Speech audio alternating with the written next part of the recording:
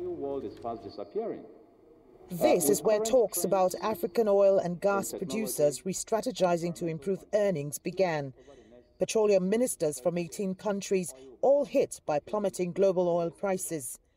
What's more, they're all threatened by global shifts to clean and renewable energy in the automobile industry.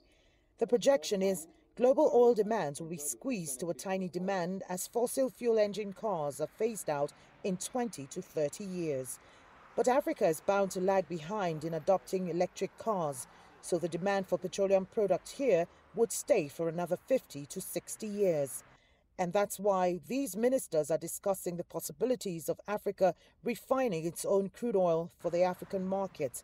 It is estimated that Africa would require up to more than $2.1 trillion of investment till 2035 to develop its oil and gas resources. Where does this investment come from? Typically, Africa is largely dependent on the West and increasingly the East, basically China, for financing. So as these countries or as these blocks of nations start to win themselves from African oil, it will be increasingly difficult for Africa to raise the financing it needs to develop its oil and gas. Africa has proven reserves in excess of 132 billion barrels, meaning the continent accounts for 10% of the world's oil output. Those figures could go up as more oil and gas reserves are being discovered across the continent. Africa would have to build refineries, gas pipelines running across the continent, and create market for its gas resource.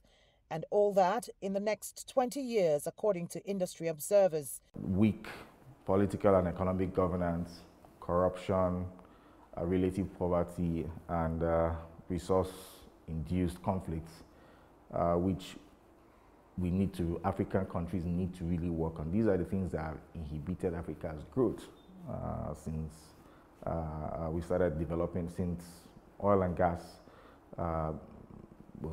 started being produced. Industry experts agree Africa could make huge gains if it can make good this plan. Besides diesel and petrol, byproducts like bitumen, fertilizer is much needed for Africa's future development.